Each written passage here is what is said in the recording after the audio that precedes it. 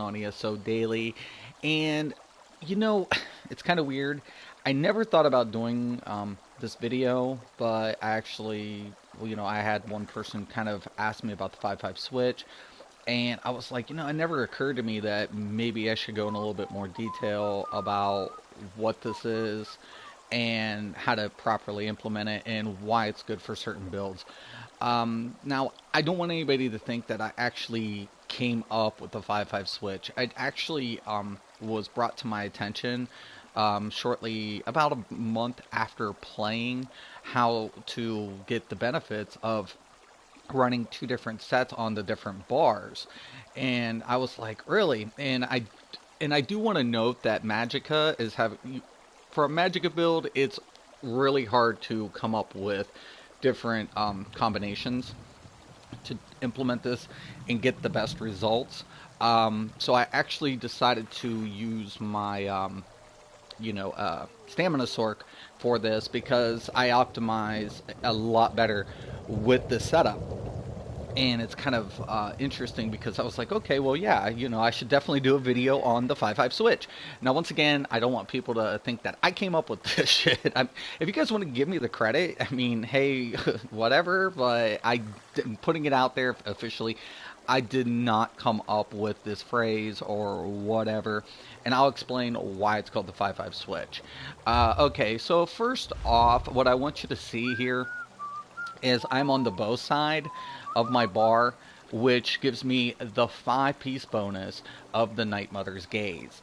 Now, this is kind of really important for my build and this character specifically, because whenever I do a critical attack, I get the physical resistance, and that adds to my pin.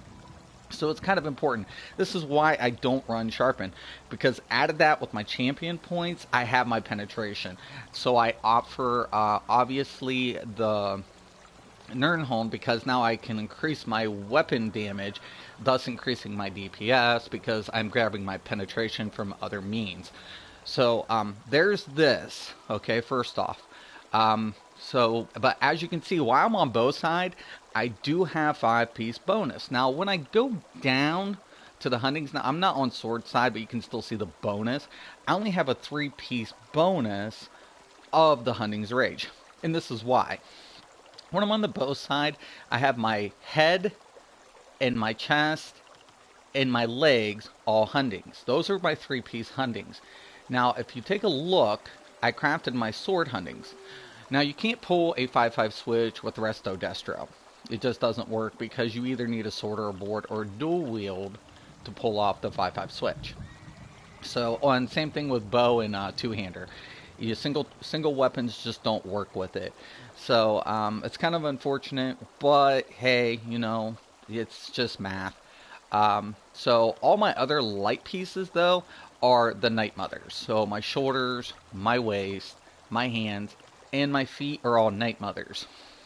Now, what's kind of interesting for me specifically, when I implement a critical attack, and usually I use Endless Hail on mobs, I'll use single target, and then depending on the circumstances, I can switch out and bust into my dual rotation. This is actually increasing my DPS. Now, this is why I don't use the Twice-Born Star on this character. I did a video, whatever. The 5.5, the Twice-Born Star cannot implement the 5.5 switch. So to me, that's kind of imperative.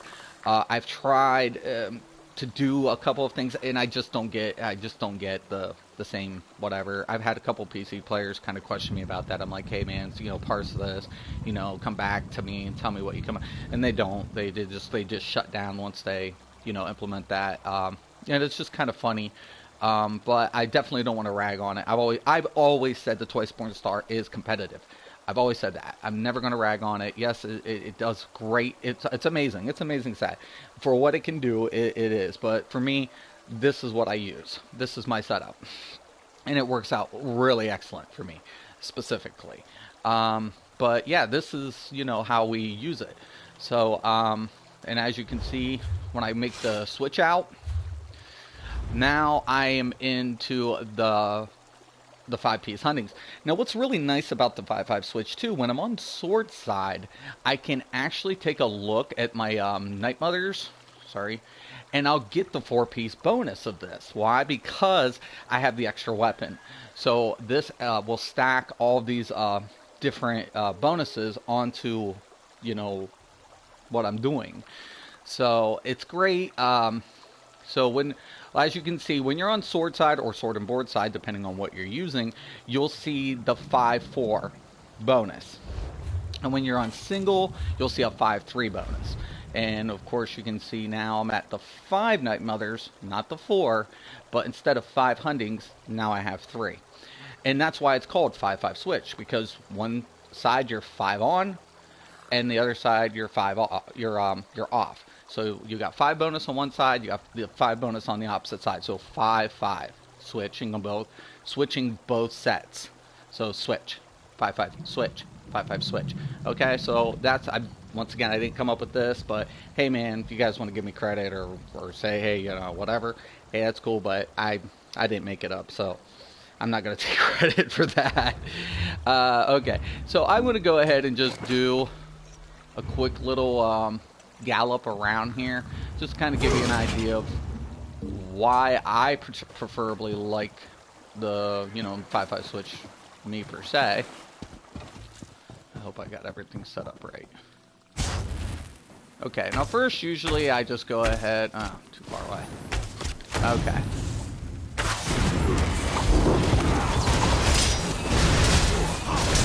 And if you're wondering, I'm also layering AoEs.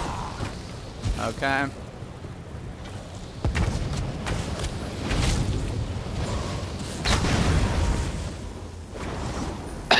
Now I can set up the back bar for single target or AoE. Usually I like to set up for the AoE, especially when I'm running mobs. I can just get through things a heck of a lot faster. So it works out pretty good for me per se.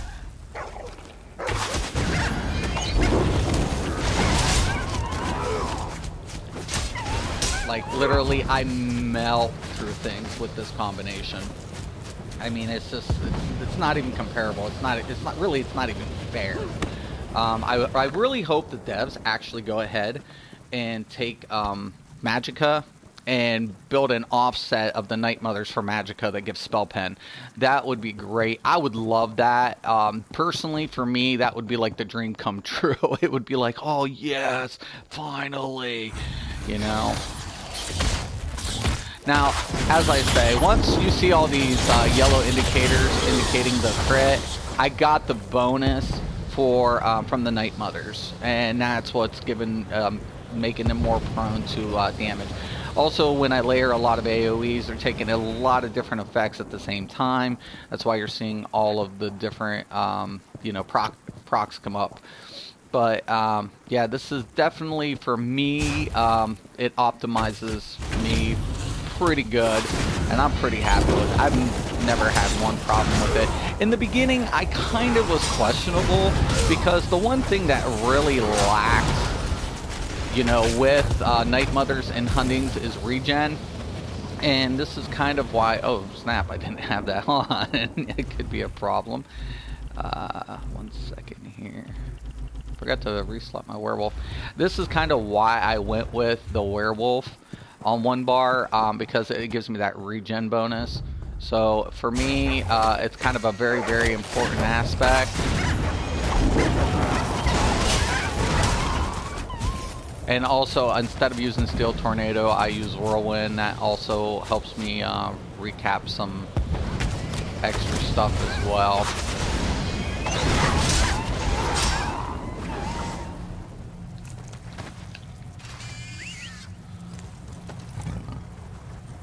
Now, we've actually got to test this on multiple occasions, just to make sure, you know, whatever's going on.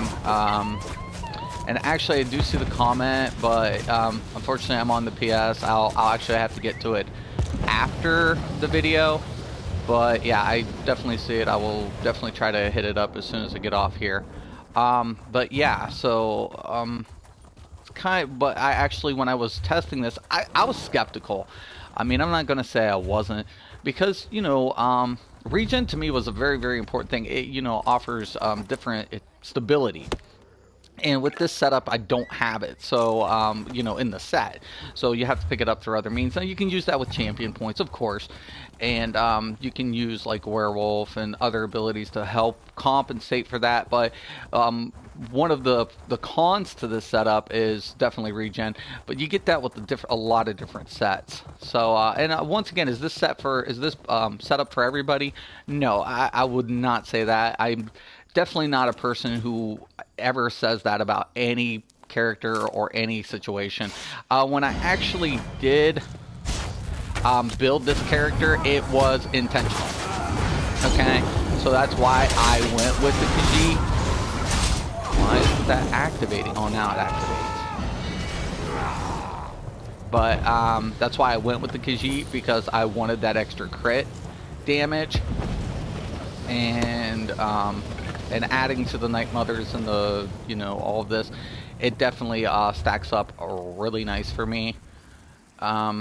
So I'm at 51%. I usually like to stay around the 50, and I like to. And the one thing I really wish they would show is your crit damage, like your damage modifier. Like how much damage are you doing? You have to kind of calculate that yourself, and it doesn't break it down to a percentage. So, and I've always said, you guys should definitely set that up in the Munduses. At least give a percentage indicator or something. That would be kind of cool.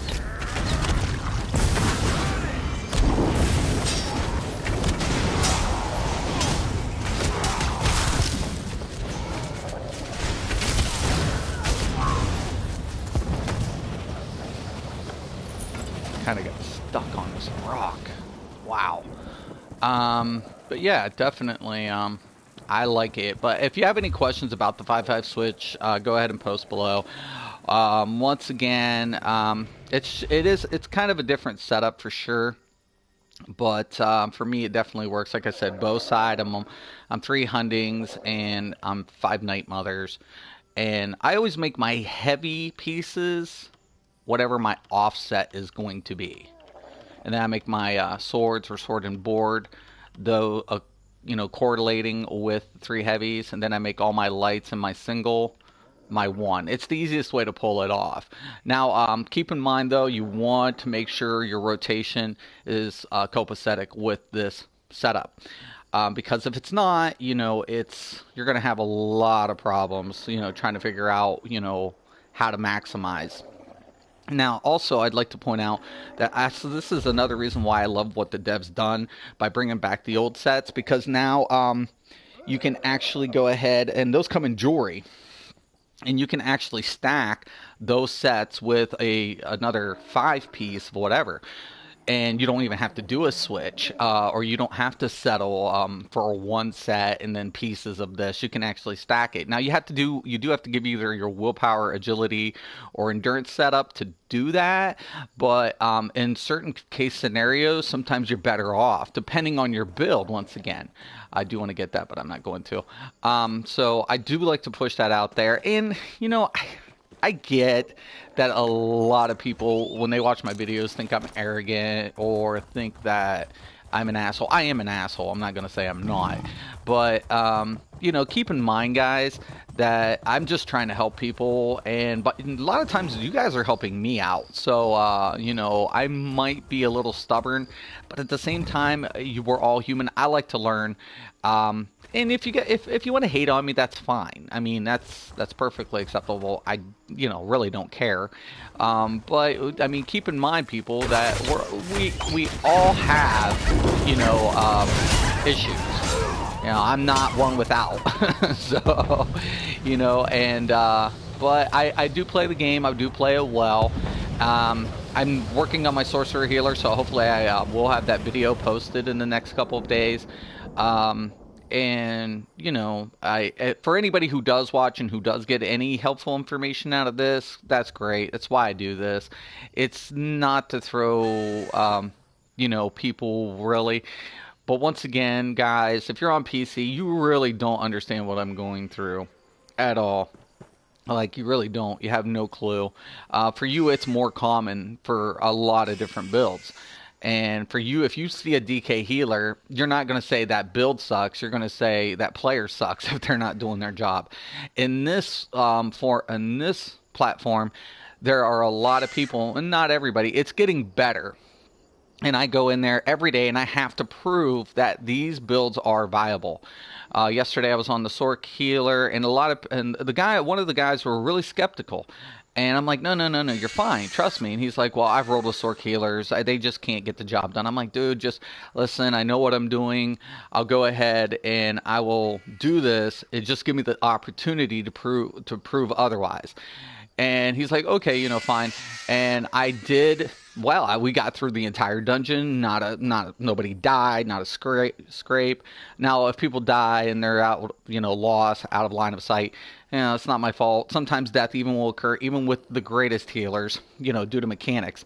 But he was impressed, and I'm like, look. I just take pride in what I do. I try to put in the best combinations, the best bonuses, the best sets that I can.